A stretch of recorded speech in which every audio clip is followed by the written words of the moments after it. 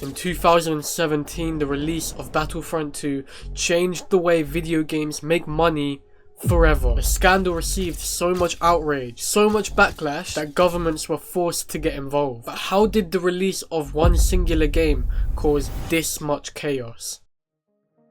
So Battlefront 2 was scheduled to be released on the 17th of November 2017 as the direct successor of Battlefront 1, which had been released 2 years prior in 2015. Prior to the release of Battlefront 1, there was actually a lot of excitement. The game looked sick, but unfortunately, once the game was released, it did not live up to the expectations. The issue with Battlefront 1 was that there was no single player campaign, even though it's literally a Star Wars game. And I mean, overall, it was just quite boring. There weren't a lot of maps or game modes, and it wasn't necessarily a bad game. It's just that there was literally nothing to do. It lacked depth. If you played the game for literally about 5 hours, you would have pretty much done everything that there is to the game. Go much deeper than its ambitious surface appeal. It front loads its best content only to fade in quality as the hours roll by.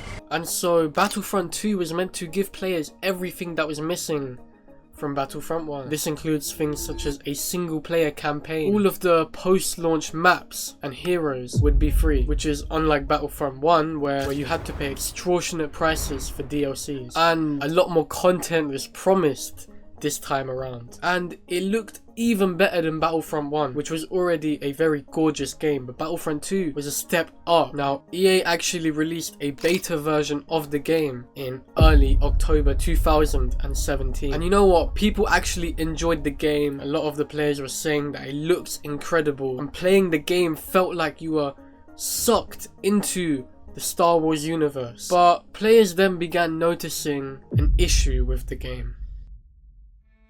You see, in Battlefront 2, they introduced this new feature called loot boxes. These loot boxes give you random items when open. And the thing about these loot boxes is you had to pay real money to open them. And what angered the community even more is that items that you could get from the loot boxes could directly affect gameplay, giving you an advantage, which pretty much makes the game a pay-to-win system. Loot boxes and the progression system is rotten to the core. If this turned out to be one of the best games I'd ever played, I would recommend not buying this game just because of the anti-consumer practices implemented by EA. Even though they've made quite a few changes and a significant decrease in the amount of credits needed to unlock the heroes, it is still a very much pay-to-win game. It's like pretty much whichever kid could steal their mum's credit card and spend the most amount of money on it without her noticing, that individual right there would be the one with the greatest advantage in the game. Now, the thing is, you could still unlock items by grinding out the game. You didn't have to spend money. But to unlock, for example, Darth Vader, one of the characters in the game, it would take you 40 hours. That's a 9 to 5 for an entire week for one character. Forget about all the other characters in the game. Just one would take you 40 hours of gameplay, which is ridiculous that like the game already in of itself costs £50, but despite that they're still practically forcing you to spend more if you wanted to keep up. So that way you don't progress fast. That way you have to keep coming back to the game and you have to keep very slowly grinding to keep putting more hours in the game to make it that much more enticing to buy loot boxes to speed it up. It's fucking sickening. And another player found that to unlock all the content in the game without spending a penny, it would take you 4,500 hours. That's 187 days. Half a year of just playing the game.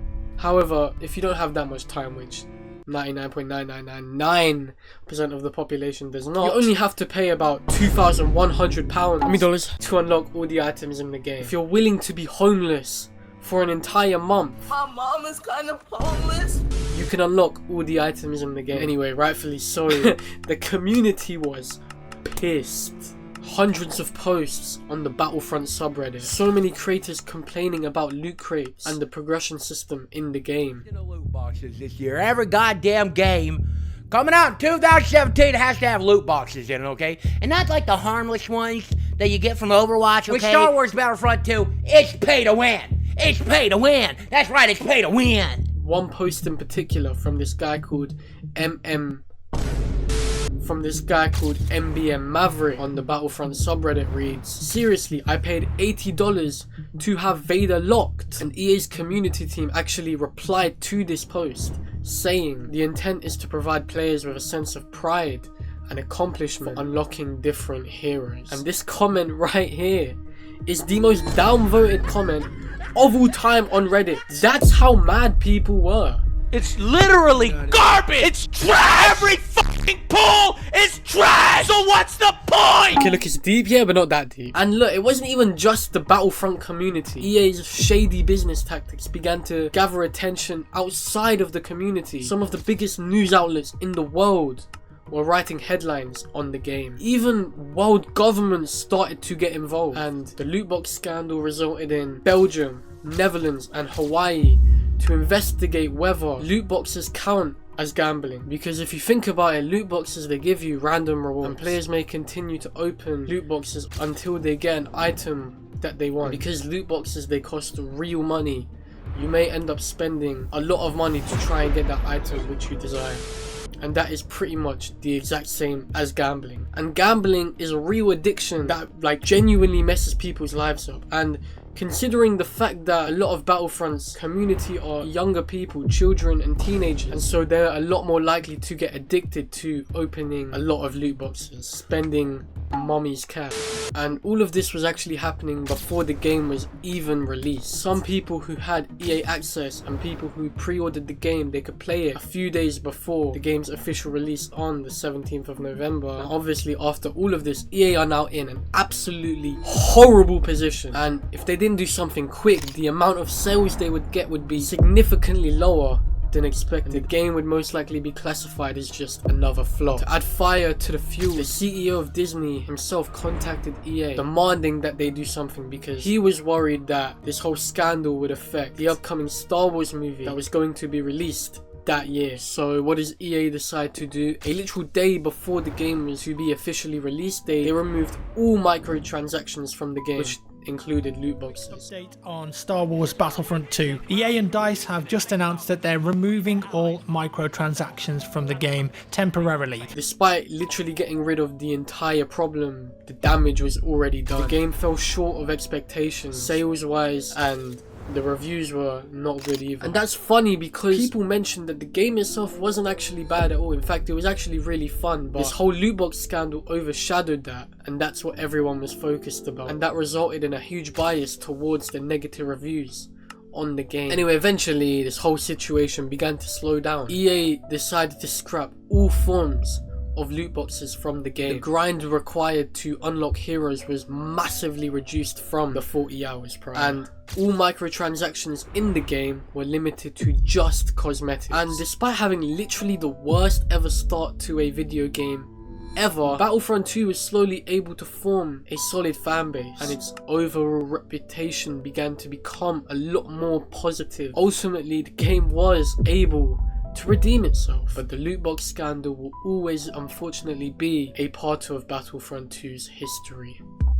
So now, how did this whole scandal change gaming forever? Firstly, due to this loot box situation, many governments, such as Netherlands and Belgium, began to investigate over whether loot boxes and other mystery boxes count as gambling. And as a result of these investigations, which occurred due to Battlefront 2 itself, Belgium and the Netherlands and a few other countries added heavy restrictions to loot boxes, or just straight up banned them. And many video games, you know, they had to change the ways that they make money through these games. A lot of video games just straight up ditched the loot box, mystery box strategy. And the video games which decided to keep them in, they had to be very transparent about drop rates of specific items from the mystery boxes. And it resulted in a lot of video games having to find other ways to further monetize their game. These include things such as only being able to purchase cosmetic items directly from the store, things such as battle pass systems, which were actually heavily popularized by Fortnite, and definitely not being able to buy anything that directly affects gameplay and makes the game pay to win, because let's be honest, no one likes a pay to win game. And look,